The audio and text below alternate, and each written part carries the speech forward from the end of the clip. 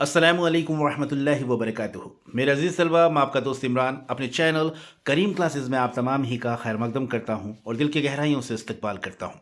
उम्मीद करता हूँ कि आप तमाम ही अपनी जगह खैर आफियत से होंगे और खुश खुरम ज़िंदगी गुजार रहे होंगे।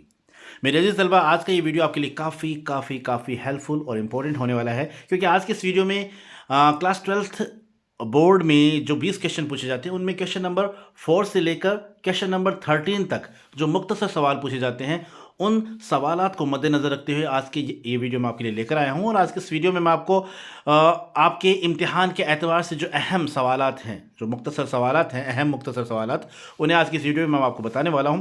यकीनन ये वीडियो आपके लिए काफ़ी हेल्पफुल होने वाला है और मैं आपको रिकमेंड करना चाहूँगा कि इस वीडियो को आप पूरा देखिएगा, अच्छी तरीके से याद कर लीजिएगा। चूँकि मेरा वीडियो PDF की शक्ल में है तो इसे आप अपनी नोटबुक में भी नोट कर लीजिएगा। यकीन मानिएगा दोस्तों, एग्ज़ाम के एतबार से काफ़ी इंपॉर्टेंट ये वीडियो होने वाला है। तो चलिए बगैर वक्त ज़ाया किए आगाज़ करते हैं आज के इस वीडियो का। और वीडियो का आगाज़ करने से पहले एक छोटी सी मुख्तसर मुफलिसाना मेरी आपसे दरख्वास्त है कि अगर आपको मेरे वीडियोज़ अच्छे लगते हैं तो प्लीज़ इन्हें लाइक और शेयर ज़रूर करिएगा। और अगर आपने मेरे चैनल को अभी तक सब्सक्राइब नहीं किया है तो प्लीज़ सब्सक्राइब भी ज़रूर कर दीजिएगा, क्योंकि आपका एक सब्सक्रिप्शन मेरे हौसलों को बुलंद करता है। तो चलिए आगाज़ करते हैं आज के इस वीडियो का। जैसे कि स्क्रीन पर आप देख पा रहे हैं, ये मुख्तसर सवालात हैं, यानी आपके जो क्लास 12 के बोर्ड एग्जाम में जो क्वेश्चन नंबर 4 से 13 के दरमियान जो सवाल पूछे जाते हैं, 10 सवाल आते हैं और 10 सवाल 20 नंबर के होते हैं, यानी हर सवाल 2 नंबर का होता है। तो बहुत आसानी से आप ये पूरे नंबर हासिल कर सकते हैं। और सभी इंपॉर्टेंट क्वेश्चन मैंने इस वीडियो में मैं बताने वाला हूं, तो आप ज़रूर इन क्वेश्चंस को कम से कम अच्छी तरीके से याद करके जाइएगा। यकीन मानिएगा दोस्तों, आपको बहुत ज़्यादा फायदा होने वाला है अगर आप इस वीडियो को अच्छी तरीके से देख लेते हैं और याद कर लेते हैं। तो चलिए शुरू करते हैं। हमारा पहला सवाल है, खोजी का हुलिया बयान कीजिए। काफ़ी इंपॉर्टेंट क्वेश्चन है, पिछले एग्जाम्स में भी कई दफ़ा ये पूछा गया है। तो इसका जवाब आपको इस तरीके से लिखना है। पंडित रतननाथ सरसार के मुताबिक खोजी मुजस्सम शामत बोलते हैं उस इंसान को जो अपने आप में एक परेशानी हो, चलती फिरती परेशानी हो। तो खोजी के हुलिये को बयान करते हुए वो लिखते हैं कि पंडित रतननाथ सरसार के मुताबिक खोजी मुजस्सम शामत, पस्ता कद यानी छोटा कद, कोता गर्दन यानी छोटी गर्दन और तंग पेशानी, खबासत और शरारत की निशानी, सूरत ऐसी कि कोई उसे शरीफ ना समझता हो। यानी इस तरीके से उसका हुलिया बयान किया गया है। तो आपको भी अगर एग्जाम में पूछा जाए खोजी के हुलिये के बारे में तो आपको इसी तरीके से लिख कर आना है, ठीक। अगला हमारा सवाल है, नोवेल में खोजी से हमारी पहली मुलाकात कब हुई? तो इसका जवाब होगा, नोवेल में खोजी से हमारी पहली मुलाकात नवाब साहब की महफिल में होती है। यानी जब नवाब साहब का बटेर खो जाता है, वहाँ पर काफ़ी लोग इकट्ठे होते हैं, तो उस वक्त हमारी, जैसा कि सबक में बताया गया, तो वहाँ पर हमारी मुलाकात खोजी से होती है। अगला सवाल देखते हैं। हमारा अगला सवाल है, मुल्क हवा की बादशाह ने मरते वक्त अपने बेटे को क्या वसीयत की थी? तो इसका जवाब हो जाएगा, बादशाह ने मरते वक्त शहजादे को यह वसीयत की थी कि सुरंग के दरवाजे पर लगा हुआ ताला मत खोलना। ये बात बादशाह ने अपने बेटे को कहा था, ठीक है। अगला सवाल, 2 लाख रुपए मिलने के बाद लोगों के तर्ज ज़िंदगी में क्या फ़र्क पैदा हुआ? तो ये सुकून की नींद जो आपका सबक है, आपके निसाब में शामिल है, उसी में से ये क्वेश्चन लिया गया है। तो इसका आंसर आपको इस तरीके से लिखना है।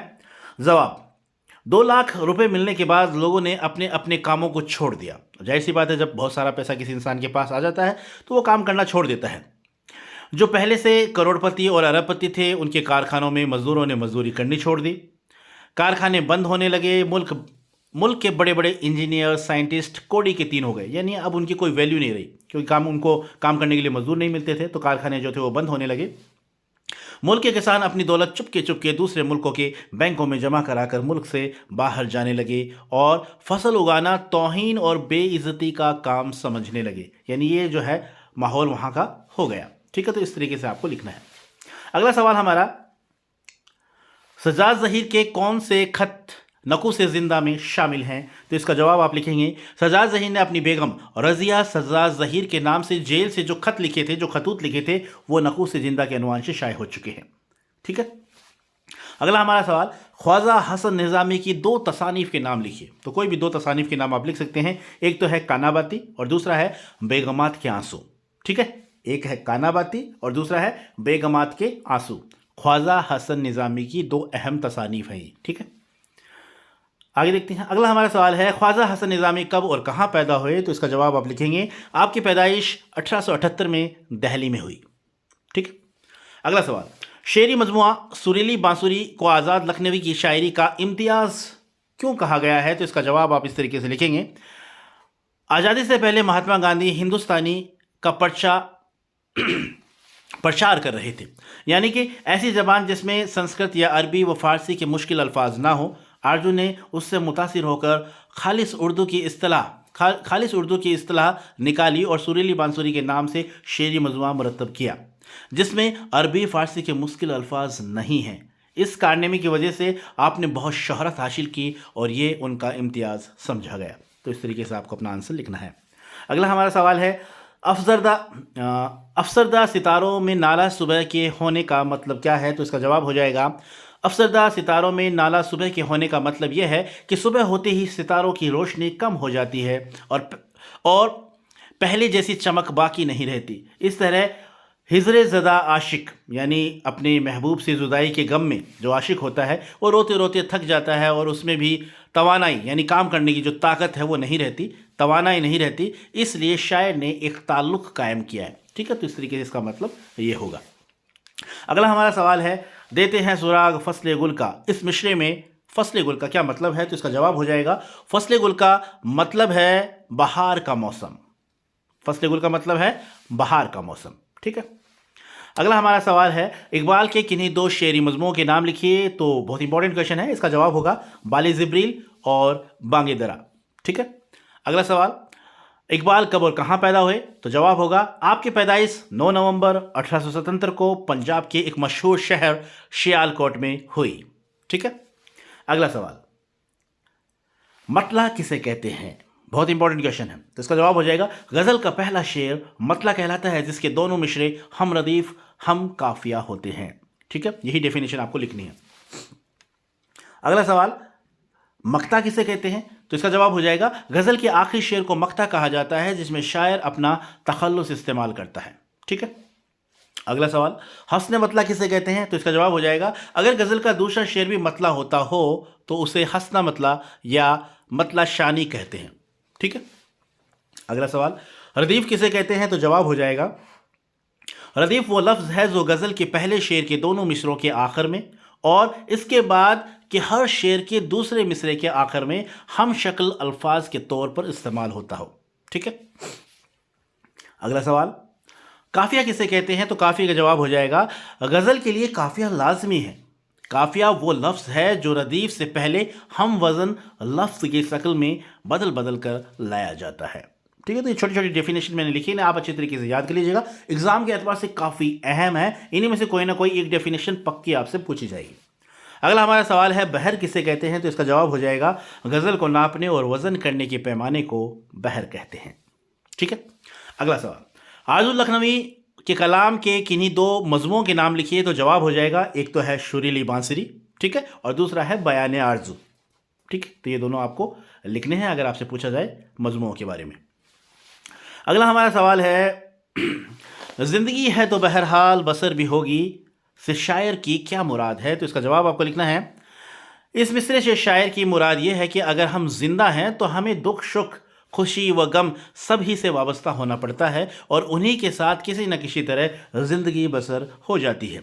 ज़िंदगी हंस कर गुजारना चाहिए क्योंकि ज़िंदगी को तो बहरहाल हर हालत में गुजरना ही है, गुजर जाना ही है। ठीक है, इस तरीके से आप अपना जवाब लिख सकते हैं। काफ़ी आसान लफ्ज़ों में मैंने अपने जवाब लिखे हैं यहाँ पर। अगर एग्ज़ाम में इन्हीं में से कोई सवाल पूछा जाता है तो इसी तरीके से आपको लिखना है। ठीक है, अगला सवाल है, क्या फूल खिले हैं मुँह अंधेरे? इस मिसरे में मुँह अंधेरे का क्या मतलब है? तो इसका जवाब आप लिखेंगे, शायर ने यहाँ महबूब के ख्याल आने को सुबह सवेरे फूल खिलने से ताबीर किया है। ठीक है, अगला सवाल, निर्मल वर्मा के किन्हीं दो अफसानवी मजमूओं के नाम लिखिए। तो जवाब हो जाएगा, परिंदे, जलती झाड़ी, कौवे और काला पानी। तो यह उनके अफसानवी मजमूए हैं, परिंदे, जलती झाड़ी और कौवे और काला पानी। ठीक है, अगला सवाल, मुख्तसर अफसाने की कोई एक तारीफ लिखिए। बहुत इंपॉर्टेंट क्वेश्चन है, इसका जवाब हो जाएगा, मुख्तसर अफसाने की सबसे अहम खसूसियात है इख्तसार। इख्तसार का मतलब होता है दोस्तों किसी चीज़ को समराइज करके लिखना, किसी चीज़ को छोटा करके लिखना, संक्षिप्त करके लिखना। ठीक है, तो ये मुख्तसर अफसाने की सबसे अहम खसूसियात है। मुख्तसर अफसाना वो नसरी सिन्फ है जिसे एक ही नशिस्त में पढ़ा जा सकता है। नशिस्त का मतलब होता है एक ही बैठक में, यानी एक ही बार में जिसे आप कंप्लीट कर सकते हैं। ठीक है, अगला हमारा सवाल है, रामलाल पाकिस्तान क्यों जाना चाहते थे? तो इसका जवाब हो जाएगा, रामलाल इलाका मियानवाली पाकिस्तान में पैदा हुए थे। उनके माँ और दूसरे लोगों का वहीं इंतकाल हुआ। इसके बाद जवान होकर रेलवे में मुलाजमत की। तकसीम मुल्क के बाद वो हिंदुस्तान आ गए थे, लेकिन उन्हें अपने वतन और उसके आसपास के इलाके याद आ रहे थे। चुनांचा अपने माजी की याद उन्हें बेचैन कर रही थी और वो उन लोगों और इलाकों को देखने के लिए पाकिस्तान जाना चाहते थे। ठीक है, तो इस तरीके से आपको अपना जवाब लिखना है। अगला सवाल है, पैरोडी की फ़न पर कलीमुद्दीन अहमद के ख्यालात क्या हैं? तो इसका जवाब आप लिखेंगे, कलीमुद्दीन अहमद के मुताबिक उर्दू के लिए यह नई चीज़ है, इस फ़न को तरक्की दे। पैरोडी तो शाहकारों की होती है, यह तो कार्टून का फ़न है। आपका अंदाज हंसी मजाक का नहीं बल्कि असलूब को नुमाया करने का है। तो इस तरीके से आप अपना जवाब लिखेंगे, यानी उनकी क्या ख्याल थे इस पैरोडी के बारे में, तो वो यहाँ पर बताया गया है। अगला हमारा सवाल है, मुइन अहसन जज़्बी के कोई दो शेरी मज़मूओं के नाम लिखिए। तो जवाब हो जाएगा, एक तो है फ़िरोज़ा और दूसरा है सुख़न मुख्तसर। ठीक है, तो ये दो हैं, इनको आप याद कर लीजिएगा। अगला हमारा सवाल है, शायर दिल और आसमान से क्यों डरा हुआ है? तो इसका जवाब हो जाएगा, ये बात मशहूर है कि दुनिया में तमाम आफतें आसमान से उतरती हैं। इसी ख्याल के पेश नज़र शायर कह रहा है कि एक तरफ हम आसमान से डरते हैं और दूसरी तरफ अपने दिल से, क्योंकि हमारा दिल हसीनों के इश्क में मुब्तला हो जाता है और ये हसीन लोग यानी माशूक भी अपने चाहने वालों पर जुल्म करते हैं। ठीक है, अगला हमारा सवाल है, खाका निगारी किसे कहते हैं? तो इसका जवाब हो जाएगा, खाका से मुराद ऐसी नसरी तहरीर होती है जिसमें किसी शख्सियत की मुनफरिद और नुमाया खसूसियात को इस अंदाज में बयान किया जाता है कि उसकी मुकम्मल तस्वीर आंखों के सामने आ जाए। ठीक है, अगला हमारा सवाल है, ज़िंदगी है तो बहरहाल बसर भी होगी, शाम आई है तो आए कि शहर भी होगी। इस शेर में रदीफ़ और काफिया क्या है ये आपको बताने हैं। तो बड़ा सिंपल सा क्वेश्चन है, इसका आंसर हो जाएगा, रदीफ़ इसमें है भी होगी, यानी बार बार जो भी होगी जो आखिर में मिसरे के जो अल्फाज यूज़ किए जा रहे हैं वो तो है हमारा रदीफ़, और काफिया है जो हम वज़न अल्फाज हैं जैसे शहर बशर, तो ये हैं काफिया। ठीक है, अगला हमारा सवाल है, मुफस्सल हाल लिखते हुए डरता हूँ, गालिब ने ये बात क्यों लिखी है? तो इसका जवाब हो जाएगा, मिर्ज़ा गालिब ने ये बात इसलिए तहरीर की है कि उस ज़माने में दिल्ली में अंग्रेज़ों ने चारों तरफ खुफिया खबर रखने वाले लोग छोड़ रखे थे, जो इस बात की खबर अंग्रेज़ों को देते थे कि कौन उनके मुखालिफ है और कौन उनके साथ है। अगर गालिब उस ज़माने के हालात और ख़ास तौर पर 1857 की तफसीलात लिखते और इसका पता अगर अंग्रेज़ों को चल जाता तो उन्हें नुकसान पहुँचता। इसी वजह से गालिब ने यह बात तहरीर की है कि अब मुफस्सल हाल लिखते हुए डर लगता है। ठीक है, अगला हमारा सवाल है, अख्तरुल ईमान किसी एक तरह की तालीम पर क्यों न जम सके? तो इसका जवाब आपको लिखना है, क्योंकि हम जानते हैं इनके जो वालिद साहब थे वो इमामत का काम करते थे और इमामत के सिलसिले में उन्हें जगह जगह जाना पड़ता था। तो यही कारण था कि अख्तरुल ईमान साहब जो हैं वो अपनी एक तरह की तालीम हासिल नहीं कर सके। जवाब आप इस तरीके से लिखेंगे, अख्तरुल ईमान के वालिद का पेशा इमामत था, उनकी ख्वाहिश थी कि उनका बेटा भी उनकी तरह इमामत का पेशा इख्तियार करे। अख्तरुल ईमान की तालीम का तस्वुर उनके वालिद के जहन में वही था जो उन्होंने खुद हासिल की थी, कुरान मजीद हिफ्ज़ करना और उर्दू फ़ारसी की थोड़ी बहुत जानकारी हो जाए। वालिद की खाना बदोशाना ज़िंदगी के बाद अख्तरुल ईमान को कभी एक तरह की तालीम पर जमने का मौका न मिल सका, क्योंकि उनके जो वालिद साहब थे वो इमामत के सिलसिले में कभी इधर कभी उधर जाते रहते थे, यानी उनकी जो ज़िंदगी थी वो एक तरीके से खाना बदोशाना ज़िंदगी थी। ठीक, अगला हमारा सवाल है, अहमद जमाल पाशा ने कलीमुद्दीन अहमद की तनकीदी अहमियत के बारे में क्या लिखा है? तो इसका जवाब आप लिखेंगे, अहमद जमाल पाशा ने कलीमुद्दीन अहमद की तनकीदी अहमियत के ताल्लुक़ से लिखते हैं कि कलीम साहब उसूल पसंद तनकीद पर ज़ोर देते हैं, मतन और शख्सियत के मुताले पर उनका गहरा ज़ोर था जिससे हम बहुत कुछ हासिल कर सकते हैं। ठीक है, यानी उसूल पसंद इंसान थे वो। ठीक है, आगे हमारा सवाल है, जज़्बी के मुताबिक दर्दमंदों की राह गुज़र कौन सी है? तो इसका जवाब आप लिखेंगे, शायर के मुताबिक दर्दमंदों की राह गुज़र ये है कि इंसान दुख दर्द में एक दूसरे का साथ दे और किसी शख्स को कुछ तकलीफ़ हो तो उसे दूर करने की कोशिश करे। अगला सवाल, रूह अर्ज़ आदम का इस्तकबाल करती है, क्यों करती है? तो इसका जवाब हो जाएगा, खुदा ने आदम अलैहिस्सलाम को ज़मीन पर उतारा तो ये ज़मीन उसके लिए एक नया मुकाम थी। वो यहाँ अजनबी थे। जन्नत से दुनिया में पहुँचने पर आदम अलैहिस्सलाम का इस्तकबाल किया, यानी ज़मीन ने जब जन्नत से वो दुनिया में आए तो उनके पहुँचने पर आदम अलैहिस्सलाम का इस्तकबाल किया गया कि आदम अलैहिस्सलाम इस दुनिया से मुतारुफ़ हो जाएं और यह दुनिया उनके लिए अजनबी ना रहे। ठीक है, तो ये जवाब आपको इस तरीके से अपना लिखना है। अगला हमारा सवाल है, सबक क्लर्क की मौत का सबब क्या था, क्या कारण था, क्या वजह थी जिसके कारण क्लर्क की मौत हो गई। तो इसका जवाब आप लिखेंगे, चिरियाकोफ, यानी वो क्लर्क जो थे उनका नाम था चिरियाकोफ, ने महसूस किया कि उसकी छींक से जनरल को तकलीफ पहुंची है। चुनांचा उसने थिएटर ही में 2 बार उससे माफ़ी मांगी और जनरल ने उसकी बात नहीं समझी, तो वह फिर 2 मरतबा अलग अलग दिन जनरल के दफ्तर पहुंचा और बताया कि वो माजरत ख्वाह है, यानी माफ़ी चाहता है। उसे बेहद शर्मिंदगी है, लेकिन जनरल ने समझा कि यह शख्स उसका मजाक उड़ा रहा है, इसलिए उसने पूरी बात सुने बगैर उसे अपने दफ्तर से बाहर निकाल दिया। चिरियाकोफ को शदीद एहसास हुआ, शदीद सदमा लगा, क्योंकि वो साहिब इखलाक इंसान था, यानी अच्छा इंसान था, भला इंसान था। उसे लगा कि जनरल ने उसकी माजरत को मजाक उड़ाना समझा है। इसी एहसास को लेकर वो घर पहुंचा। उसे जनरल के रवैये से शदीद सदमा पहुंचा था। इसी परेशानी के आलम में वो वर्दी पहने पहने ही सोफे पर लेट गया और उसकी मौत हो गई, यानी उसे सदमा लगा। ठीक है, किस बात का कि जनरल से जब वो माफ़ी मांगने चाहता है, जनरल उसे मतलब एक तरीके से उसके साथ अच्छा व्यवहार नहीं करता, अच्छा जो है बिहेवियर वो उनके साथ अच्छा नहीं रखता, तो इस कारण से काफ़ी उनको सदमा पहुंचा और इस सदमे में क्लर्क की मौत हो गई। अगला हमारा सवाल है, गालिब जदीद शोरा की एक मजलिस में, जो आपके निसाब में सबक शामिल है, इसमें गालिब ने पहला शेर कौन सा सुनाया है। तो इसका जवाब हो जाएगा, जवाब ये है, यानी वो जो शेर है वो ये है, खत लिखेंगे गर्चा मतलब कुछ ना हो, खत लिखेंगे गर्चा मतलब कुछ ना हो, हम तो आशिक हैं तुम्हारे नाम के। ठीक है, तो इस तरीके से आपको इस शेर को लिखना भी, यार याद भी कर लेना। ठीक है, अगला हमारा सवाल है, रास्ते में डेरे जमा लेने से शायर का क्या मतलब है। तो इसका जवाब हो जाएगा, इंसान जब अपनी मंजिल तक नहीं पहुंच पाता तो रास्ते में कहीं कयाम करता है। इस कयाम को शायर ने डेरे जमा लेना कहा है, यानी कोशिश करने के बाद जो भी मुकद्दर हो सब्र करना चाहिए। अगला हमारा सवाल है, जमील मजहरी ने इंसान की तरक्की के सिलसिले में किन रुकावटों का जिक्र किया है। तो इसका जवाब हो जाएगा, शायर का कहना है कि तरक्की के मराहिल तय करते हुए इंसान को अच्छे बुरे हर तरह के तजुर्बों से गुजरना पड़ता है। इंसान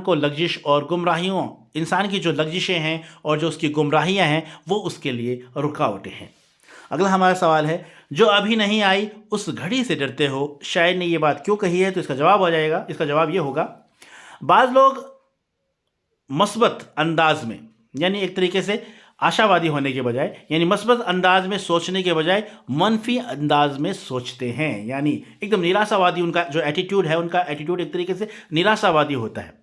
होपफुल एटीट्यूड नहीं होता, होपलेस एटीट्यूड होता है उनका। तो इसी अंदाज में वो, निराशा के अंदाज में वो एकदम सोचते हैं, यानी काम शुरू करने से पहले ही मुख्तलिफ अंदेशों में घिरे रहते हैं कि कहीं ऐसा ना हो, कहीं वैसा ना हो, और बसा औकात वो ये तक भी सोचते हैं कि बस मौत आई अब आई, यानी उन्हें हर वक्त अपनी मौत का जो खौफ है वो बना रहता है।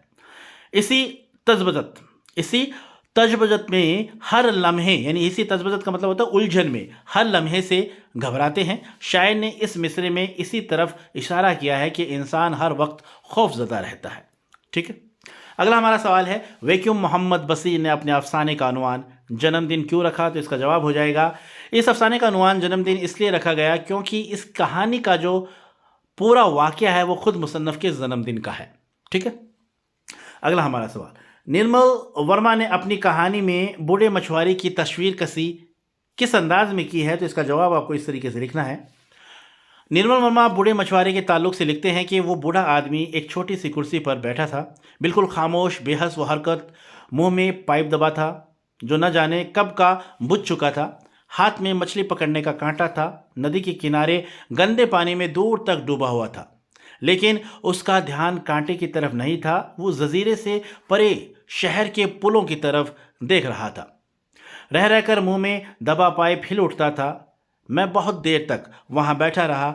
इस दौरान बूढ़े ने एक भी मछली नहीं पकड़ी। हम दोनों अपनी जगह चुपचाप बैठे रहे। उसने अपना पाइप दोबारा सुलगाया और पुराने ओवरकोट के कॉलर ऊपर कानों तक चढ़ा लिए।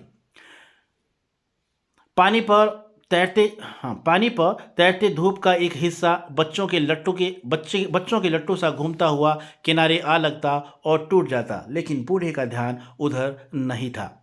मैं तय नहीं कर पाया कि उसकी आंखें किसी खास मरकज पर टिकी हैं किस खास मरकज़ पर टिकी हैं। उसकी आंखें खुली हैं या बंद हैं, यह भी ठीक ठीक कह पाना मुश्किल है। यानी ये बातें जो है वो बताते हैं निर्मल वर्मा। ठीक है, अगला हमारा सवाल है मकतूब निगारी किसे कहते हैं। तो इंपॉर्टेंट क्वेश्चन है, इसका जवाब आपको इस तरीके से लिखना है। मकतूब निगारी उर्दू नशर की एक अहम सिन्फ है। ख़त को नस्फुल मुलाकात भी कहते हैं। नस्फुल मुलाकात का मतलब होता है आधी मुलाकात। खतूत निगारी एक ऐसा फ़न है जिसमें दूसरे शख्स पर अपने ख़यालात बज़रिए तहरीर ज़ाहिर किए जा सकते हों। ठीक है, तो ये था मकतूब निगारी का मतलब। तो इस तरीके से ये इंपॉर्टेंट क्वेश्चंस थे जो एग्ज़ाम के एतबार से काफ़ी इंपॉर्टेंट है, काफ़ी अहम है, और मैं आपको रिकमेंड करना चाहूँगा कि इन सभी क्वेश्चंस को आप अच्छी तरीके से याद कर लीजिएगा। यकीन मानिएगा दोस्तों, एग्ज़ाम में इन्हीं में से 6-7 क्वेश्चन आपको यकीनन पूछे जाएंगे, और अगर जब ये सवाल आपसे पूछे जाते हैं तो इसी तरीके से आप जवाब लिख कर आते हैं तो आपको पूरे में से पूरे नंबर मिलने वाले हैं। तो आज की वीडियो में बस इतना ही। बस आप अपनी तैयारी करते रहिए, एग्ज़ाम काफ़ी अनकरीब है, तो जचा का एकदम ज़बरदस्त आपको तैयारी करनी है और बेहतर से बेहतर आपको अपना पेपर देकर आना है। तो बस इसी उम्मीद के साथ आपका पेपर अच्छा हो, लगे रहिए अपनी तैयारी में। जल्द ही मुलाकात होगी नए वीडियो में, तब तक के लिए खुदा हाफिज़।